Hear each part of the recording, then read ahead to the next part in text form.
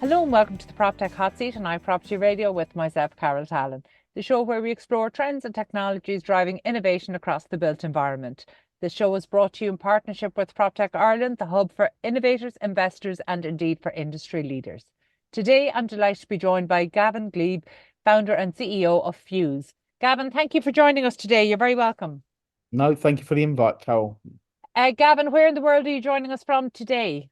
I'm in sunny Gatwick at the moment. Very, Normally, I'm very normally in good. London, so Ah, very good. Well, look, apologies in advance.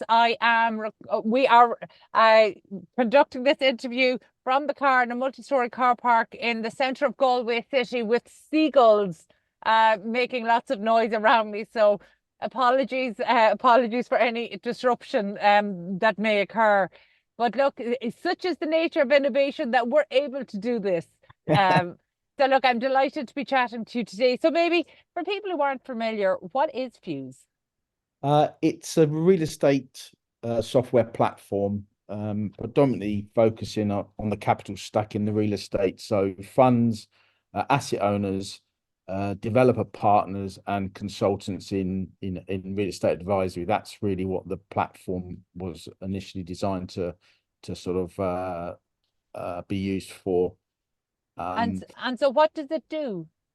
what it enables management teams to do is have live dashboards that they're able to drill down into source data created within Fuse, and we can connect through APIs, so we can make connections with other softwares, and we automate manual tasks. So it's a way to supercharge management reporting and management controls, really.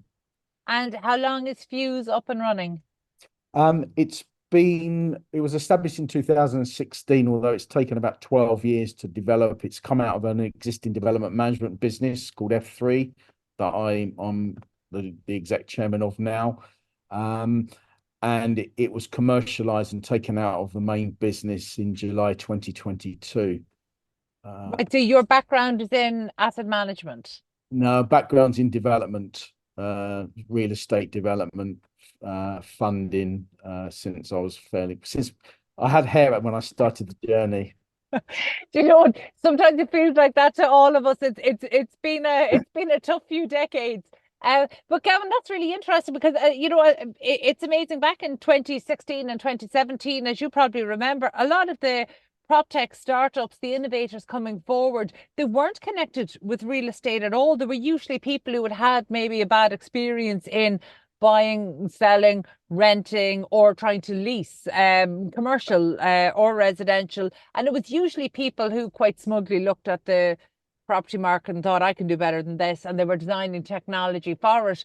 And it's interesting, a lot of those have gone by the wayside. And, Yeah, by about 2018 and 2019, we were starting to see that the real strength was when domain knowledge came together with industry knowledge and technology, I suppose innovation, because you need both. You need that strong domain knowledge, but you do need a fresh perspective in terms of how to tackle the problem, what technologies are available, what would likely be deployed, and what would a traditional industry like this use. So yeah. it's interesting to see how that has evolved. And so in terms of the people you're selling to now, developers, owner operators across real estate and construction, you obviously have an insight there into not just the processes, but as in where the margins are, where people need to be able to save money, and where they need to optimize. How has that changed your approach, do you think, compared to other prop tech and construction technology startups? Yeah, I think there's a crowded area in construction, like BIM and other project management softwares that are used on the sites, really. But really, from a management perspective, it's really to manage risk, cost, and milestones in real time, and it's focused at the management teams. And although we're a software business, it's been developed out of industry expertise over many years on the frustrations that we've all suffered as a management, so senior management teams, getting your hands on information so you can make informed decisions very quickly. So although we're in the market for software, it's got a lot of industry expertise built into it, and the if you simplify it, everyone wants to know if they've got risk in the business, is it going to run over costs? Are their fees at risk? And actually, how do they present that information as a management team internally? And more importantly, how do they present that to their customers upstream as well? And that's really what Fuse has been developed to do. It's to replace the manual process of Excel spreadsheets, Word documents, and emails in more of a structured approach that with automation makes it very effective. And customers, like the likes of Aries or Harrison Street that are at the top of the capital stack, that fund many development partners like CA Ventures, Torsion. They're our prime customer focus really in the industry, and there's a big market for it. It doesn't matter whether you're a small SME of say 10 or a multinational business with quite a few thousand. The frustrations at management level are exactly the same, and we all suffer them, Yeah. unfortunately. Look, that's very true. And you would think that having more data would solve that, but that's not always the case. It's interesting. Over the last number of years through the show here, when I'm speaking to construction leaders, I always like I like to get their interpretation on what is the business of construction, because, some people will tell me it's all about people. It's just about managing your people, getting the right people, doing deals with the right people, then getting the right people in to deliver across your supply chain. So, and that's kind of one side of the answer. And the second side invariably comes down to risk. It's about who can push what element of risk where. Mm-hmm. So with that in mind, how does Fuse actually help? Yeah, look, I think the market, and we're experiencing it now, inflation in the UK, Europe, has been tough. The cost of capital is rising. So we've found with Fuse, a lot of the customers are having to go up the risk profile. So they're taking more risk to get the rewards for their shareholders or investors and expected returns. So the idea with Fuse is, I think the more up-to-date information at your fingertips you can have, that you can rely on the data, allows you to make better informed decisions quicker, which protects you. And if you've got a portfolio of assets, a portfolio of businesses or service lines, if you can have your senior management teams report instantly of any major impacts in the business, whether that's a project related impact or a business related impact, and you as an executive team can view that, that's really where we feel that Fuse can help those customers manage that risk and their costs and the milestones that affect their business operational on a day-to-day basis.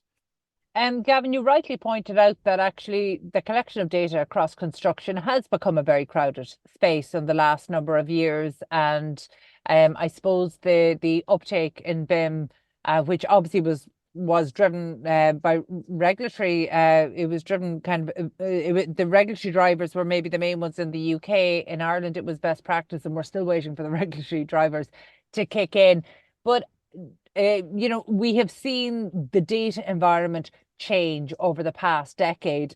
And actually to a point where there are, now it really comes down to understanding what's the right tech stack for a particular project or for a particular delivery partner.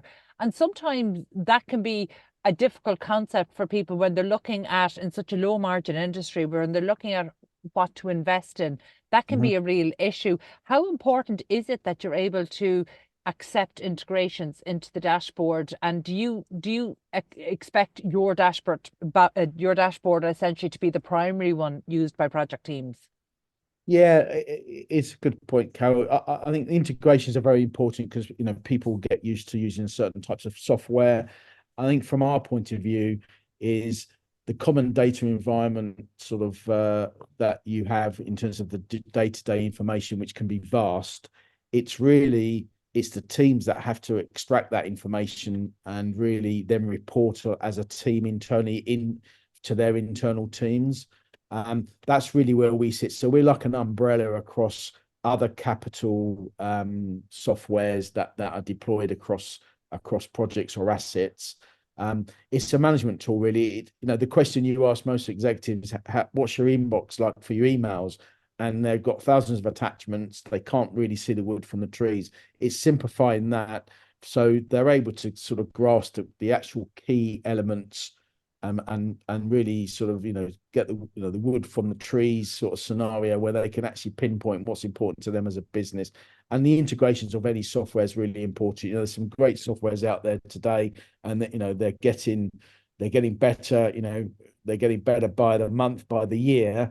And I think a lot of businesses, although it's a big investment for them in terms of time, if you get too far behind the curve, it's very difficult to catch up. And you've got your day jobs to do on a regular basis. And also, I think technology creates efficiencies in staff. A lot of people work. You work from a car park. Lots of people work remotely now. How do you know what the outputs is happening when you're training people remotely? How do you get a consistent approach throughout the business? And I think it's fair to say when things are good, they're good, but when they're not, what do you rely on? That's and construction, property, the world that is regulated. There's lots of contractual sort of disputes or contractual conditions you need to satisfy, and you can only rely on data at that time. Yeah, no, absolutely, you're right. And in fact, actually, when we look at data, really, data and construction have been on a bit of a journey over the past even decade and a half, from having no digital information or very little digital information to having too much digital information that people were quite nervous about and didn't know how to handle and didn't know how to process and didn't understand what some of their requirements were under GDPR, as well as other actually logistical and technical challenges of managing large amounts of data, including understanding latest versions. And that's, these have all been challenges. And I think now we're possibly at a place where we're understanding how to manage the data, but I'm not convinced that we're at a place across the industry to a large scale where people are really using that data to extract the insights. So there's almost an element of step by step, paint by number, not really, you can tell that there are members of the team that don't understand why this is being done. And so therefore they're not using the data. Essentially, they're not leveraging it correctly. What's your own experience when you go out to I suppose, self-use in the marketplace? Yeah, and I think you're right. People are very nervous about change generally, but unfortunately, the market in the world is changing very, very quickly. And I think the sooner you can have a team that can embrace it, I think the advantage that you get from technology, and certainly with Fuse, when we're talking to customers, some of the comments come back. Why are we duplicating the workload? Why are we doing this? Well, they tend to do it anyway, but they don't do it in a consistent way. And every office does it slightly differently, and then they can't extract that data and get trends from it, which are really important to the management teams. This tool is designed for the management teams of businesses and the exec teams. The workforce doing the day-to-day grunt on the sites or the developments or the asset teams. They work hard. It's getting that information that they're working, which is relevant to them. So you can plan your businesses better, really, and you can forecast more accurately, and you can protect yourselves from, we call them volatile business risks. They're there, aren't they? Faults in the market with contractors, suppliers going into administrations, or clients want information. You're placing large amounts of capital to a fund. They want to know how the fund's managing their risk, and they have to demonstrate that. So we've found that our dashboards and the processes that we sort of replicate digitally for those customers, they find it very useful when they're trying to attract new capital. And conversely, the developer, they're trying to attract the funds to fund them. And the industries, the UK Ireland industry is fairly buoyant on rental market at the moment, on BTR, particularly purpose-built accommodation for the students, life sciences. So those models do extend out on the financial part to it, but the day-to-day of delivering them and keeping to some form of budgets. And if you can't keep within the budgets or the time frames, how do you know about it? and how do you know about across maybe, you know, a number of different developments that you're investing in or that you're part of, really. So that's really, for me, is the questions and answers that we repeat ourselves quite often in the journeys out in with customers. And so your interactions with customers and would-be customers must give you a good sense, particularly across the Irish and UK marketplace. Where is the industry in terms of, I don't want to say tech adoption, because nobody's operating without technology in the current marketplace, but in terms of maybe understanding and using their data, you know, where are we in terms of adoption? Are, you know, I tend to think that sometimes we're further along than we really are, because I tend to speak to industry leaders. I tend to speak to those who are embracing innovation, those who understand the power of data and that are putting it to use. But is that reflective of the wider industry? Um, I would say from a management perspective of businesses, they do tend to rely on Excel spreadsheets, and you know, because they can deliver those Excel spreadsheets, and some of them are very complicated, and some of them are very, you know, very useful to have. You know, Fuse isn't there to replace Excel, but what Excel won't give you, so you need to try and incorporate that, is it doesn't give you audits, it doesn't give you the ability to attach files. You don't know who's made the change. You haven't got a workflow for sign off, which is then done by another email being sent to someone to approve it. So the technology adoption, I think, generally is probably not there from the exec teams, because um, it's just sometimes it can be quite difficult to implement. However, you know, there's a lot of agendas going on from a corporate compliance point of view, the regulatory points of view, and I think that the better companies, or the ones that are probably led by more um, sort of industry innovators, are using technology because they can see the benefits. You know, we're talking about AI. You know, they're talking about resilience in workforces. Technology gives you more efficiency and it gives you better protection, you know, regardless of who you are. And I think the more you adopt technology, but there's no point adopting it just for the sake of it. You have to have it in the right places that are important to the business. And if it's in the right place and important to the business, you'll see the benefits of it very quickly. And Yeah, where that's we a really interesting, it's a really interesting perspective, though, to see maybe where the senior teams are in terms of not just really embracing not just technology but data and understanding how to use it. And yes, we could look at the industry as a whole and see that as a negative, or, you know, a gap that needs to be overcome. But say from the perspective of leading innovation there at Fuse, I presume that feeds into your pipeline of innovation. Is this dictating what we expect to see out of Fuse and the team at Fuse over kind of the next 2 to 3 years? Yeah, look, we're really focused. We've got a core platform now that that digitizes processing, gives you real-time dashboards for reporting. What we're really focusing on are the links into other softwares that you mentioned and asked earlier on in terms of APIs, but it's also the AI to prompt on automations to make manual tasks quicker with less errors. You know, if you can automate them, there'll be less manual errors, which means that the productivities and the efficiencies are there. And that's really where our focus is over the next sort of 18 months, particularly. We're looking at automations, integrations. You know, we're going to call it Copilot, so you can ask the system questions and what's happened across the portfolio, and it will return instantly what's happening. You know, you have a document, you may have 100 documents, they get brought into the system, you tag and drop them very quickly, but then you can ask the system any keywords within the documents. You'd have to read 100 pages of a report to say how many words reflect maybe, you know, I don't know, risk or delay or any keywords that are important to you. So you then start to automate, and it will flag up, you know, your monthly reports that you have to do for the boards, and, you know, your monthly internal meetings, or maybe recording risks or business impact type events. It will automate some of that for you, which I think, you know, everyone will find useful as this technology starts to provide as an aid, really. And you know, you can get married, you can book a holiday, you can do lots of things on a mobile phone now. So it's not going away, is it? And I think businesses have to realize that you know, and our workforce You know, we've got a lot of youngsters that are coming through the industries, and they are born on technology, and that's what they expect. You know, another 20 years time, it'll be frightening to see what is actually the world looks like.